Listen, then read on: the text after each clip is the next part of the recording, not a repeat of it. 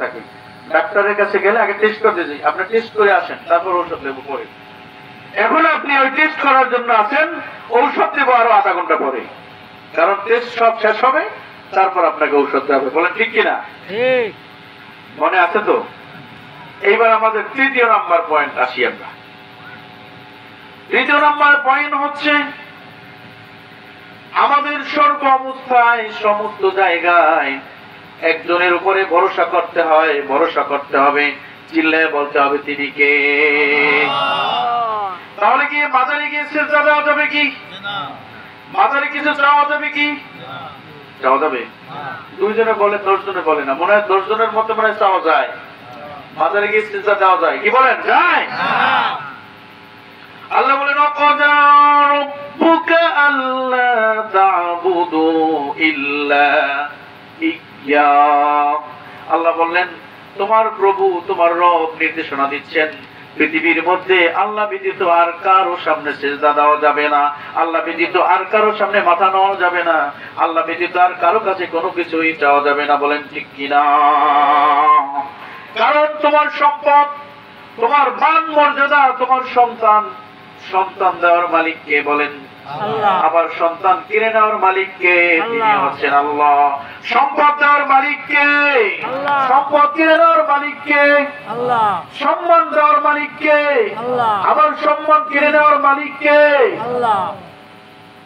আল্লাহ বললেন কুলিল্লাহুম্মা মালিকাল মুলকি তু'তিল মুলকা মান তাশা وتنزع الملك ممن تشاء وتعز من تشاء وتذل من تشاء بيدك الخير إنك على كل شيء قدير تولج الليل في النهار وتولج النهار في الليل وتخرج الحي من الميت وتخرج الميت من الحي وترزق من تشاء بغير حساب الله أكبر আল্লাহ রাব্বুল আলামিন ঘোষণা দিয়ে বলেন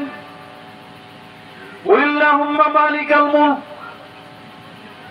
হে নবী, হে রাসূল, আপনি জানিয়ে দেন কুলিল্লাহুম্মা মালিকাল মুলক, এই যে মুলক, এই যে অধিপতি, রাজা, বাদশাহ, সবকিছুর একমাত্র মালিক কে? সবকিছুর একমাত্র মালিক হচ্ছেন যিনি, তিনি হচ্ছেন আল্লাহ। এই জমিনে যে আমরা বসবাস করি, এই জমিনের মালিক কে? আল্লাহ। আপনি আমি, আমরা উত্তরাধিকার সত্ত্বে আমরা কিছু পেয়েছি, বলতে গেলে এই জমিনের মালিক কে? আল্লাহ। মরণের সময় কিছু নেওয়া যায়? কিচ্ছু নেওয়া যায় না, সবকিছুর মালিক হচ্ছে কুলিল্লাহুম্মা মালিকাল মুলক। যা দেখতে পাচ্ছ তুমি, সমস্ত কিছুর একমাত্র মালিকানা হচ্ছে আল্লাহ। এইবার আল্লাহ বললেন কুলিল্লাহুম্মা মালিকাল মুলক তু'তিল মুলকা মান তাশা। তিনি শুধু মালিক নন, যাকে খুশি তাকে তিনি অঢেল সম্পদের অধিকারী করে দেন, মালিকানা বানিয়ে দেন। যাকে খুশি তিনি রাজত্ব দেন। আবার যার কাছ থেকে খুশি রাজত্ব কেড়ে নেন। বলেন ঠিক কিনা? দেখবেন আজ থেকে 20 বছর আগে কিছুই ছিল না, আমাদের দেশে এরকমও দেখেছি যে মানুষের বাড়িতে বাড়ি পাইতে আসতো ফ্যানের জন্য। বলেন আছে না নাই? কিচ্ছু ছিল না, 5টা সন্তানকে নিয়ে কোনোভাবে চলতে পারতো না, হাত দিতে পারতো না। আজকে তারা কোটি কোটি টাকার মালিক কে দিয়েছে? বলেন আল্লাহ। এজন্য আল্লাহ বলেন কুলিল্লাহুম্মা মালিকাল মুলকি তু'তিল মুলকা মান তাশা ওয়া তানজিউল মুলকা মিম্মান তাশা। বান্দা, তোমাকে মনে রাখতে হবে শুধু আমি পৃথিবীর মালিকানা নয়, আবার আমি যাকে খুশি মালিকানা দান করি, রাজত্ব দান করি, আবার যার কাছ থেকে খুশি সেই রাজত্ব গুলো আবার কেড়ে নেই। বলেন ঠিক কিনা? এইবার আল্লাহ বলেন তুইজ্জুমান তাশা, আবার যাকে খুশি আমি সম্মানিত করি, সম্মান দান করি। অতুযিল্লু মান তাশা, আবার যার কাছ থেকে খুশি আমি সম্মান কেড়ে নেই। বলেন ঠিক কিনা? আজকে থেকে যদি চিন্তা করেন 10 বছর আগে 20 বছর আগে এমপি ছিল, মন্ত্রী ছিল, চেয়ারম্যান ছিল, প্রধানমন্ত্রী ছিল, আজকে কিছু নাই, মানুষের দৌড়ানি খায়। কথা বলে না কেন? আছে না নাই? আছে। আজকে মানুষ একটা কুকুরের চাইতেও নিকৃষ্ট মনে করে। কথা বলে না কেন? এই সম্মান, এই রাজত্ব, এই টাকা পয়সা দেওয়ার মালিক কে? আল্লাহ। এই রাজত্ব, এই সম্মান কেড়ে নেওয়ার মালিক কে?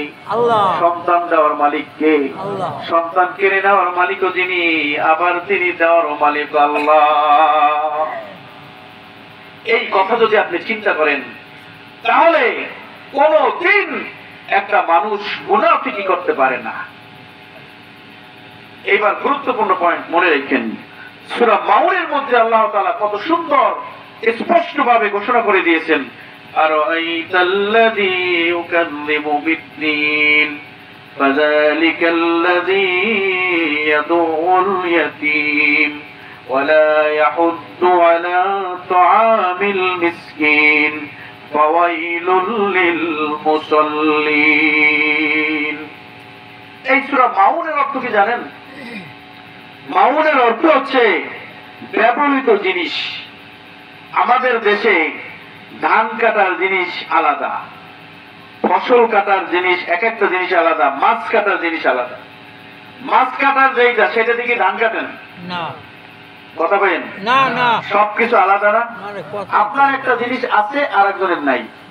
এই ব্যবহৃত জিনিস অনেকে অনেককে দিতে চায় না, বলে যে হুজুর দিলে নষ্ট করে ফেলায়। কথা কর না, নষ্ট করে না বলে বলে। আল্লাহ তাআলা বললেন, যারা ব্যবহৃত জিনিস একজন আরেকজনকে দিতে পারে না, এগুলো হচ্ছে টাটকা মুনাফিক। ভাইরা আমার, রাগ করবেন না, আমি বুঝাই যাচ্ছি সামনে আসতে। বলেন হুজুর এত নষ্ট করে বলে, আবার না দিলে মুনাফিক মুখে। আরে বাবারে, একজন মুসলমানের জন্য তুমি এতটুকু কাজ করতে পারলা না, একটা ব্যবহৃত জিনিস নষ্ট করে করুক, ভেঙে ফেলুক, তুমি তাকে দিতে পারলা না। কিন্তু তুমি এতটুকু যদি চিন্তা করো, সাহাবায়ে কেরাম, আম্বিয়া আলাইহিস সালাম, তাদের জীবনের দিকে তাকিয়ে দেখো। সাহাবায়ে কেরাম রাসূলুল্লাহর সাথে যখন মক্কা থেকে মদিনায় হিজরত করেছেন, রাসূলুল্লাহর একটা ঘোষণার সাথে সাথে সমস্ত সাহাবায়ে কেরাম নিজেদের ধন সম্পদ, জায়গা জমি, ঘর বাড়ি, বিবি বাল বাচ্চা, সবকিছু, ব্যবসা প্রতিষ্ঠান, খেজুরের বাগান, সবকিছু ফালায় রাসূলুল্লাহর সাথে নির্দ্বিধায়, কোন ধরনের কথা নাই, সরাসরি মদিনায় হিজরত করেছেন। বলেন ঠিক কিনা? আর তুমি সামান্য কোদালটা দিতে পারো না, সামান্য খুঁটাটা দিতে পারো না, বলো ভেঙে ফেলে, নষ্ট করে ফেলে, তুমি দিতে চাও না, দিতে পারো না। তোমার একটা ভালো পাঞ্জাবি আছে, এক জোড়া জুতা আছে, ওই বেচারার নাই, বিয়ার দাওয়াতে যাইবে, তিনি চাইছে, তুমি দাও নাই, বলে নাই, দেওয়া যাবে না। এটা হচ্ছে খাঁটি মুনাফিক। কারণ রাসূলুল্লাহ বললেন, সাহাবায়ে কেরামরা নির্দ্বিধায় মক্কা থেকে মদিনায় হিজরত করেছেন। একজন সাহাবায়ে কেরাম নাম ছিল হযরত আব্দুর রহমান ইবনে আউফ রাদিয়াল্লাহু তাআলা আনহু। একবার হিজরতের পরে তিনি মসজিদের মধ্যে বসে এভাবে চুপ মেরে আছেন, কোনো কথা বলতেছেন না। রাসূলুল্লাহ বললেন, আব্দুর রহমান, কেন তুমি চুপ করে আছো?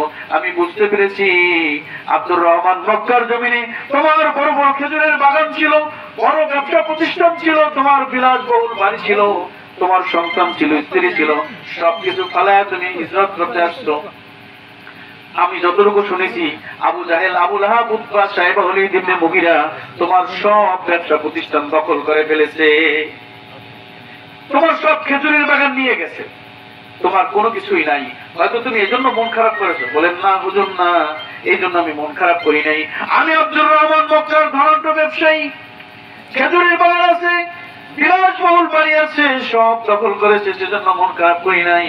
আমি একটা জিনিসের জন্য মন খারাপ করেছি, সেটা হলো এই মদিনার জমিনে, মক্কার জমিনে কেমন করে পৃথিবীর জমিনে আল্লাহর কোরআন, আল্লাহর দ্বীনকে প্রতিষ্ঠা করা যায়। এত কঠিন ত্যাগ স্বীকার করেছে সাহাবায়ে কেরাম। কত সাহাবা নিজেদের বুকের তাজা রক্ত ঢেলে দিয়েছে ইসলামের জন্য, মুসলমানের জন্য, মুমিনের জন্য, দ্বীন কায়েমের জন্য, নামাজ প্রতিষ্ঠার জন্য। আর আপনি আমি সামান্য জিনিসটা একজনকে দিতে পারি না। কথা বললেন,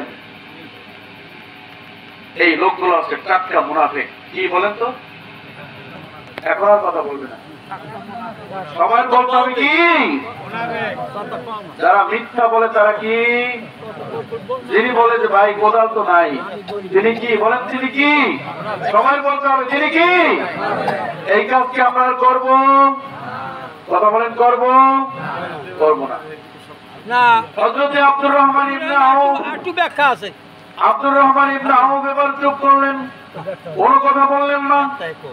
আব্দুর রহমান ইবনে আউফের কাছে এক সাহাবা আসলো, এক মহা আনসার সাহাবী আসলো।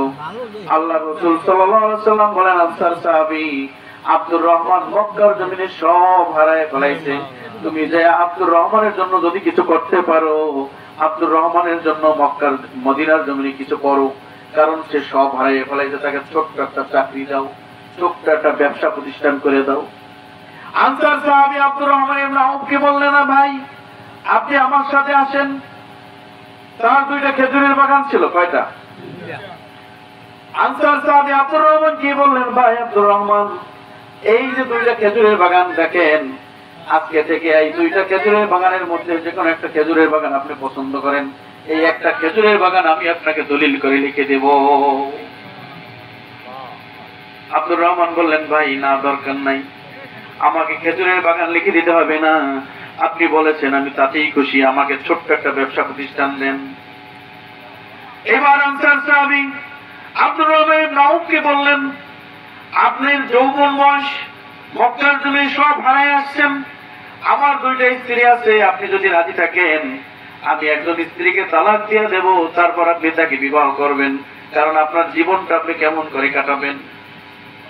একজন মানুষের জন্য কত ত্যাগ স্বীকার করতে পারে, শুধু এতটুকু বলেন। আব্দুর রহমান ইবনে আউফ বললেন, না ভাই, চোখের পানিগুলো ছেড়ে দিয়ে বললেন, একজন সাহাবী আর একজন সাহাবীর জন্য কত কিছু ত্যাগ করতে পারে, তার দৃষ্টান্ত সেই আনসার সাহাবী বলেন, ঠিক কিনা? নিজের স্ত্রীকে তালাক দিয়ে তার জন্য বিবাহ দিয়ে দেবে, কত বড় কঠিন কথা বলেন। আমরা কি পারবো? নিজের খেজুরের বাগান লিখিত করে দেবে, আমরা কি পারবো? একটা খেজুরের বাগানের কত মূল্য, সেটা কি আমরা পারবো? ইয়ারমুকের যুদ্ধের ঘটনা কে না জানে? একজন সাহাবী মৃত্যুর যন্ত্রণায় ছটফট করতেছে, এই সময় দূর থেকে ইশারা করে বোঝাচ্ছে, ভাই একটু পানি খাবো, আমাকে একটু পানি দেন। আর একজন সাহাবী পানির পাত্র নিয়ে তার কাছে আসছেন, ভাই আপনি পানি পান করেন। কিন্তু ওই সাহাবী মৃত্যুর যন্ত্রণায় ছটফট করতেছে, তিনি পানি পান না করে ইশারা দিয়ে বোঝাচ্ছেন। ওই জায়গায় আরেকজন সাহাবী তিনিও ছটফট করতেছেন, ভাই আমি পানি পান করব না, ওনাকে নিয়ে পানির পাত্রটা দেন, উনি পানি পান করবে। ওনার কাছে যখন গেল, তিনিও পানি পান করলেন না। তিনি ইশারা দিয়ে অপরজনকে দেখাচ্ছেন, ভাই আমি পানি পান করব না, ওই আমার আরেক ভাই মৃত্যুর যন্ত্রণায় ছটফট করতেছে, আপনি পানির পাত্র তার কাছে নিয়ে যান, তিনি হয়তো বা পানির পিপাসা মিটিয়ে মৃত্যুবরণ করবে। তিনিও পান করলেন না। তিনি এভাবে আরেকজনের কাছে পাঠালেন, আরেকজনের কাছে পাঠালেন। এইভাবে এক এক করে ৬-৭ জন সাহাবীর কাছে গেল, কেউ পানি পান করলো না। সর্বশেষ ৬ নম্বর সাহাবী যিনি পানি পান করলেন না, তিনি আবার ঘুরাইয়া প্রথম জনের কাছে পাঠাইয়া দিলেন। কথা কি বোঝেন আমার? প্রথম সাহাবীর কাছে যখন পাঠালো, ওই ব্যক্তি পানির পাত্র নিয়ে আবার প্রথম জনের কাছে আসলেন। আইসা দেখেন প্রথম সাহাবী দুনিয়ার জমিন থেকে আর নাই, বিদায় নিয়ে গেছে, পানিটা না খেয়ে শাহাদাত বরণ করেছে। দৌড়ে দ্বিতীয় জনের কাছে গেছে, গিয়ে দেখে তিনিও শাহাদাত বরণ করেছে। দৌড়ে তৃতীয় জনের কাছে গেছে, তিনিও শাহাদাত বরণ করেছে, কেউ পানি পান করলেন না। দৌড়ে চতুর্থ জনের কাছে গেছে, তিনিও শাহাদাত বরণ করেছে।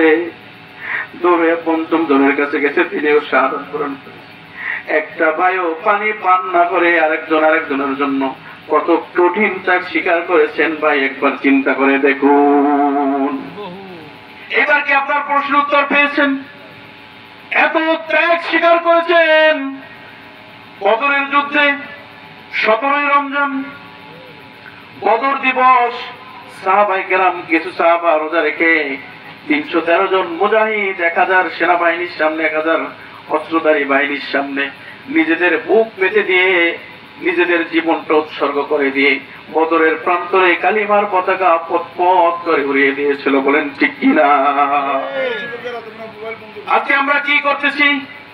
এক ভাই আরেকজনের জন্য কি করেছি? সামান্য একটু ব্যবহৃত জিনিসপত্র দিতে পারতেছি না। আপনাদের প্রশ্ন উত্তর পাইছেন কিনা? কথা বলেন, পাইছেন? কয়টা পয়েন্ট নিয়ে আলোচনা করলাম। আলোচনাগুলো তাসির হতে হবে, এখান থেকে নিয়ে যেতে হবে। প্রথম পয়েন্টটা ছিল সেই সন্তানদের কথা, মনে আছে তো? দ্বিতীয় কি আলোচনা করেছি? সূরা ইখলাসের আমল দিয়েছি, ভুলে গেছেন না? মনে আছে? 3 নম্বরটা কি? ব্যবহৃত জিনিসপত্র ভেঙে ফেলুক, তবু আরেক ভাইকে দিব, এইটাই আমার জন্য সহ্য হবে, এইটা আমার জন্য বোঝানো হবে, এটা শুধু আমার জন্য বোঝানো এবং সহ্য হবে না, এটা বড় জানের চাইতে বেশি সওয়াব হবে। বলে ঠিক কিনা?